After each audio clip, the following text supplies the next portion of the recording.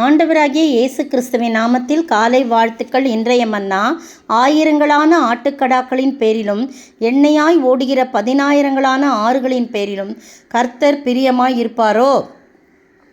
என் அக்கிரமத்தை போக்க என் முதற்பேரானவனையும் என் ஆத்துமாவின் பாவத்தை போக்க என் கர்ப்பக்கனியும் கொடுக்க வேண்டுமோ? மீகா 6:7. அப்படி என்றால் எதில் அவர் பிரியப்படுறாரு?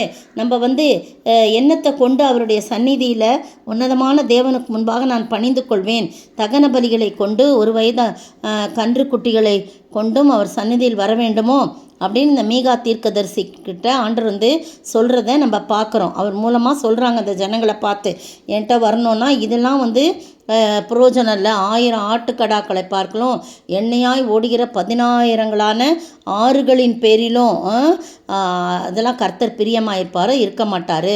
என் அக்கிரமத்தை போக்குறதுக்கு நான் என் முதற்பேரான குமாரனையோ அல்லது என் ஆத்துமாவின் பாவத்தை போக்க என் கர்ப்பத்தின் கனியை நான் கொடுக்க வேண்டுமோ? அதெல்லாம் இல்லை மனுஷனே, கேளுங்க. நன்மை இன்னதென்று உங்களுக்கு கடவுள் அறிவித்திருக்கிறாரு. நன்மை செய்கிறது எதுவோ அதை அறிவித்திருக்கிறாரு. அது என்ன நன்மை அப்படின்னு சொல்லும்போது, நியாயம் செய்து இரக்கத்தை சிநேகித்து உன் தேவனுக்கு முன்பாக மனத்தாழ்மையாய் நடப்பதை அல்லவோ, அல்லாமல் வேறு எண்ணத்தை கர்த்தர் உன்னிடத்தில் கேட்கிறார். அப்போ நன்மை என்னதென்று நமக்கு கற்றுக் கொடுத்துருக்கிறார், அறிவித்திருக்கார். அந்த நன்மை என்ன? நியாயம் செய்யணும், இரக்கத்தை சிநேகிக்கணும், இரக்கத்தை செய்யணும், உன் தேவனுக்கு முன்பாக மனத்தாழ்மையாய் நடக்கணும். இதை 3 செய்கிறது தான் கர்த்தர் நமக்கு நன்மை என்னதென்று அவர் அறிந்து நாம் அறியும்படியாக வச்சிருக்கிறார். பாருங்கள், என் ஆண்டவர் எவ்வளோ பெரிய ஆண்டவராக இருக்கிறார். அவரை போல ஒரு ஆண்டவர் ஒருவரும் இல்லை. நீங்களோ நானும் பாருங்கள், கர்த்தர் எதில் பிரியமாயிருக்கிறது ஆராய்ந்து பார்த்து நாம் நடந்து கொள்ள வேண்டும். கர்த்தர் நம்மேல் பிரியமாயிருப்பாரோ? நீங்களோ நானும் எவ்வளோ காணிக்க செலுத்தினாலும், எத்தனை பொருள்கள் கொடுத்தாலும், எத்தனை காரியம் செஞ்சாலும் நம்ம என்ன செய்யக்கூடாது? இந்த காரியம் நன்மையான காரியம் செய்யலைன்னா ஒரு பிரயோஜனம் இல்லை. அதில் கர்த்தர் பிரியம் கொண்டிருக்கிறார். பிரியமாக இருக்கவே மாட்டார். இதில் தான் பிரியம் வைக்கிறார். எதை? நியாயம் செய்யணும், இரக்கம் செய்யணும், கர்த்தருக்கு முன்பாக மனத்தாழ்மையாக நடக்கணும். இதில் நம்ம பழகி கொள்ளும்போது வேறு எதை உன்னிடத்தில் கேட்குறார் அப்படின்னு எவ்வளோ அருமையான வார்த்தை மீகா தீர்க்கதரிசி மூலம் கர்த்தர் இந்த ஜனங்களுக்கு சொல்கிறார். பாருங்க, என் ஜனமே கேள் அப்படின்னு சொல்கிறார். என் ஜனமே, மனுஷனே, நன்மை இன்னதென்று அவர் உனக்கு அறிவித்திருக்கிறாரே, நீ இதையும் கொண்டு கொடுக்குறிய. எத்தனை அபிஷேகம் பண்ணினாலும், பாலாபிஷேகம், தேனாபிஷேகம், அந்த அபிஷேகம், இந்த அபிஷேகம்லாம் பண்ணாலும் ஒரு பிரயோஜனமும் அதிலே கிடையாது. பிரியமானவர்களே, நீங்களும் நானும் கர்த்தருக்கு முன்பாக நியாயமாய் நடக்க வேண்டும், நீதியாய் நடக்க வேண்டும், மனத்தாழ்மையாய் நடக்க வேண்டும், இரக்கத்தை சிநேகித்து இரக்கத்தை மற்றவர்களுக்கு கொடுக்கணும். அப்படி இருக்கும்போது மட்டும்தான் கர்த்தர் அதில் பிரியமாயிருக்கிறார். அப்படிப்பட்ட ஆசீர்வாதத்தை நாம் பெற்று வாழணும். நீங்கள் பார்த்தீங்கன்னா 1 பேதுரு 5:5 சொல்லப்பட்டிருக்குது.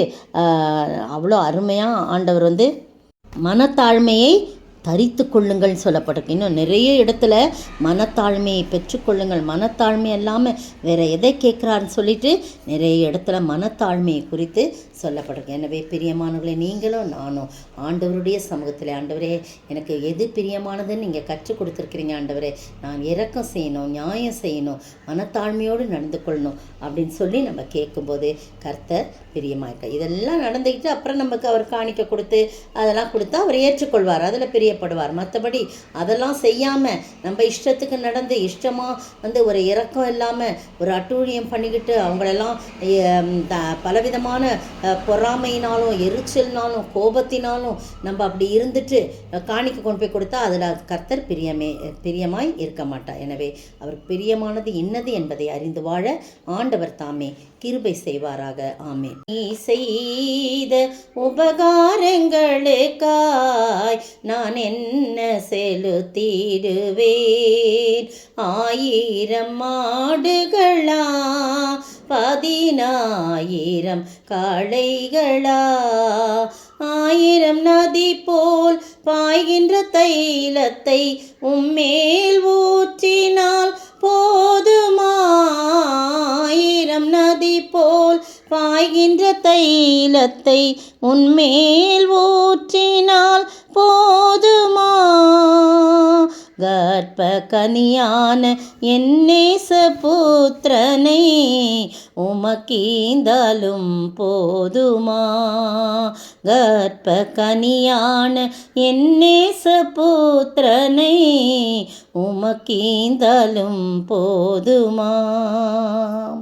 மரண தண்டனை தீர்க்கவே எனக்காய் மரித்தீரே திரு சிலுவையில். மரண தண்டனை தீர்க்கவே எனக்காய் மரித்தீரே திரு சிலுவையில்.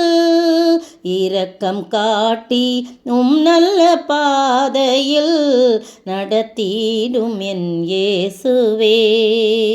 சோத்திரிக்கிற ஆண்டவரே, துதிக்கிற ராஜா, இரக்கம் காட்டி உம்முடைய நல்ல பாதையில் நடந்து நியாயம் செய்து தாழ்மையோடு நடந்து கொள்வதுதான் நீர் விரும்புகிறீர். அதில் பிரியம் கொள்கிறீர். 1000 ஆடுகளா 10,000 காளைகளா 1000 அந்த ஆறுகளோடு ஓடுகின்ற எண்ணெயோ எதையும் நீர் விரும்புவதில்லை ஆண்டவரே. நாங்கள் உமக்கு பிரியமானபடி நடக்க நீர் எங்களுக்கு கிருபை செய்ய வேண்டும் என்று கர்த்தரும் மீட்பரும் ராஜாவுமாய் இயேசு கிறிஸ்துவின் விலையேறப்பட்ட நாமத்தில் ஜெபிக்கிறேன் பிதாவே, ஆமேன். நேற்றைய பதில் பிரதான ஆசாரியனுடைய வேலைக்காரன். அந்த வேலைக்காரனுக்கு மல்கூஸ் என்று பெயர். யோவான் 18:10. இன்றைய கேள்வி, மேல் விலாசத்தில் எழுதப்பட்ட வாசகம் என்ன? மேல் விலாசத்தில் எழுதப்பட்ட வாசகம் என்ன?